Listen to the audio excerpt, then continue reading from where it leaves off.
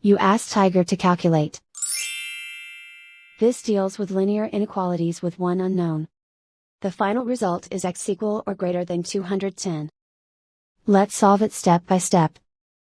Group all constants on the right side of the inequality. Subtract 140 from both sides.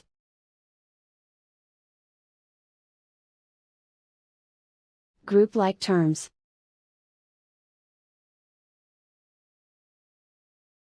Simplify the arithmetic.